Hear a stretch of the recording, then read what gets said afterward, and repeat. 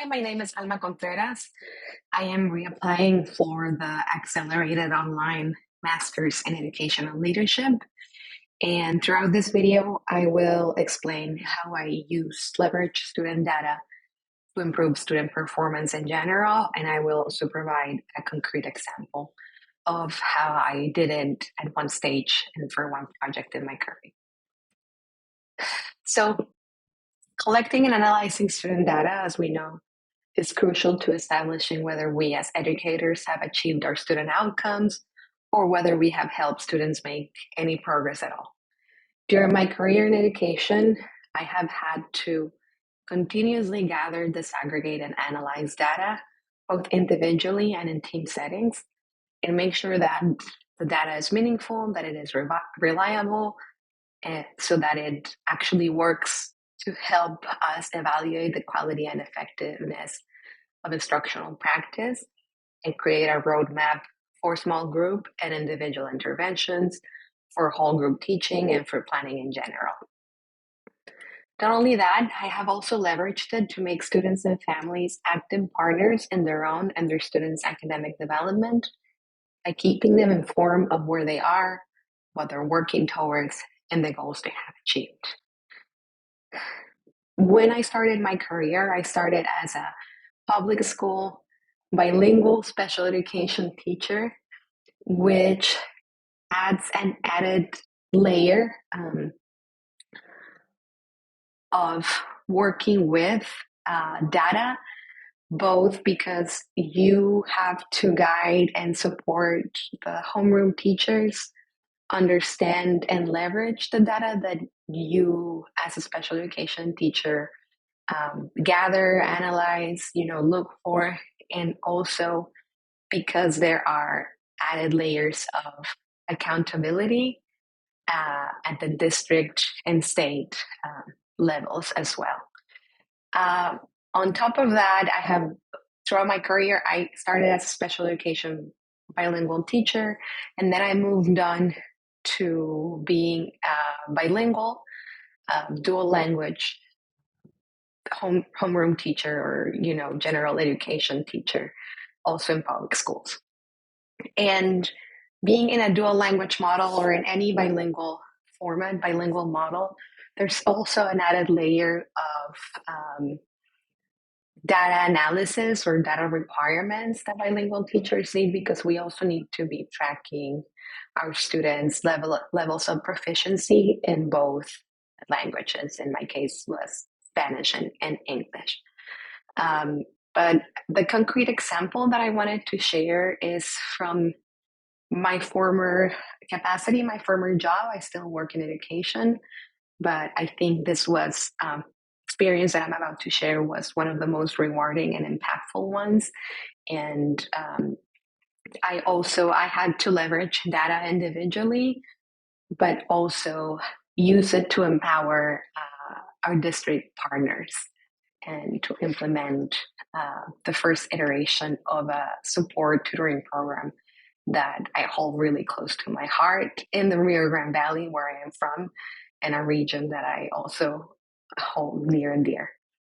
But yes, in my former capacity as director of programs for Teach for America in the Rio Grande Valley region, during the fall of 2022 and the spring of 2023, I oversaw the implementation of the first ever iteration of the Ignite Fellowship Program, a nationwide tutoring program designed to accelerate learning in underserved communities through high impact tutoring or high dosage tutoring.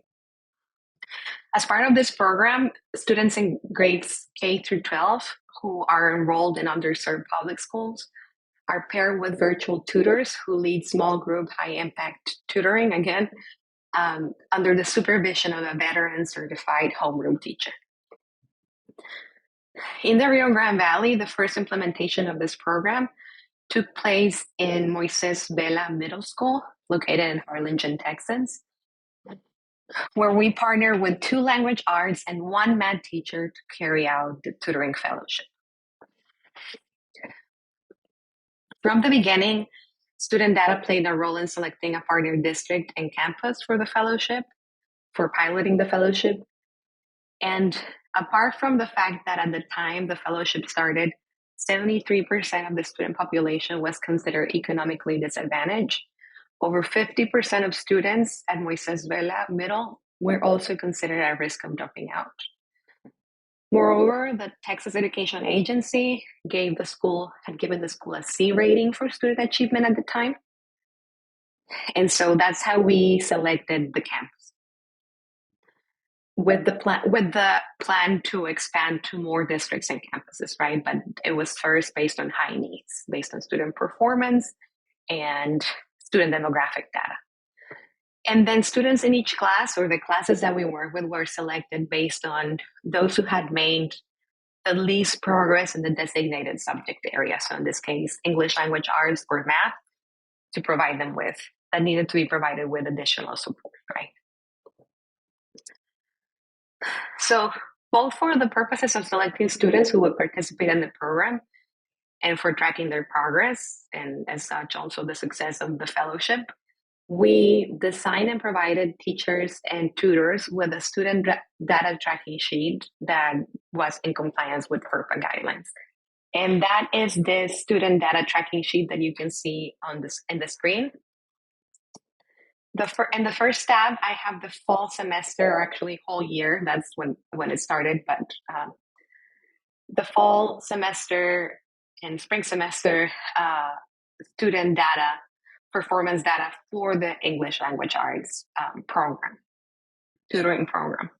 Now, we had fall classes, right, and fall tutoring, and then spring tutoring. And the idea, or most of the time, the classes would rotate, and so would the fellows or the tutors, fellows as we call them in the program.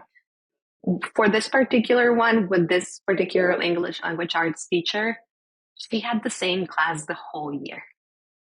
So we were able to capture data from the beginning to the end of the school year.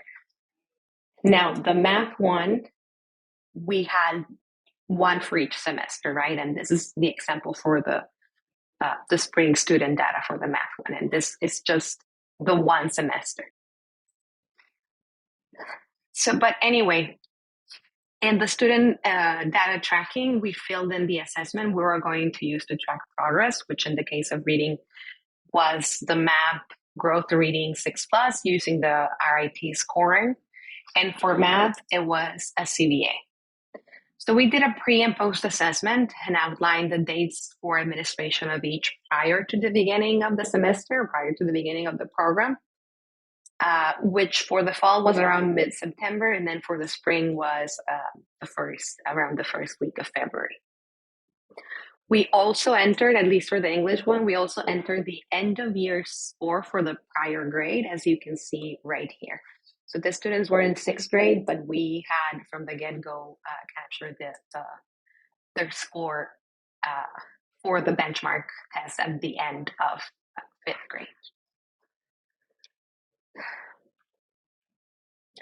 And then obviously we tracked whether, we did a comparison at the end of the semester, at the end of the year. In the case of English, we tracked whether or not they achieved their growth or their mastery target.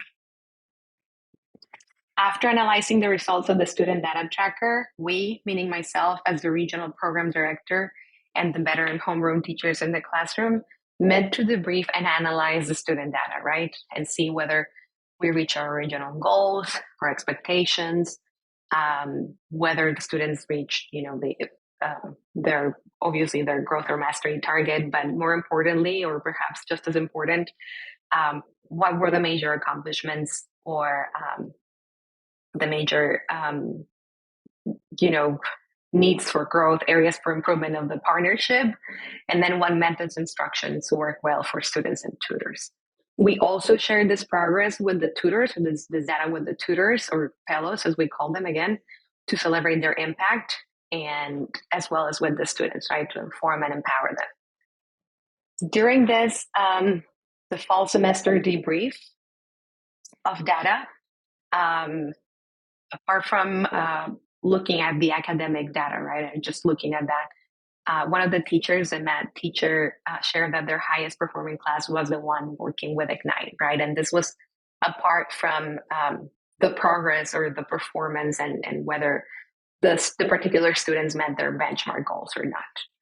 But apart from looking at just academics, we also created and asked teachers to administer student perception surveys, post and pre-surveys, through which we sought to evaluate the student's holistic experience at school, their experience as a student, with the subject, in the classroom, and of course, primarily with the fellowship. Fortunately, students reported an improvement in their sense of belonging, that they look forward to the classes and tutoring sessions. And teachers also reported that behavior issues had significantly decreased. One teacher, this is a direct quote, said that there were no room for behaviors anymore and students look forward to meet with their fellows. She said that any behavior challenges had turned around. And teachers also had seen improvement in other areas apart and independently from the benchmark scores or from meeting their target, their growth or mastery goals. So the English language arts teacher, one of them said that she had seen improvement in reading fluency, even if improvements or performance in benchmark data did not go as we were hoping they would, right?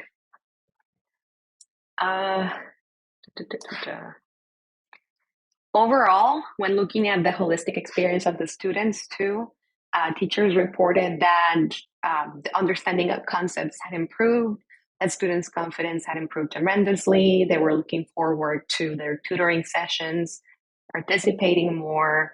And then some benchmark results had met expectations in academic growth from tutoring, but regardless of that, most students passed their exams, right? Were passing their exams. Anyway, that was the tracking of another important piece of data, right? To improve students' overall experience and thus their performance. That the social emotional aspect, right? Social emotional data perceptual data. But that is it for the Ignite, my experience piloting or implementing the first ever iteration of the Ignite Fellowship in the Rio Grande Valley. Apart from that,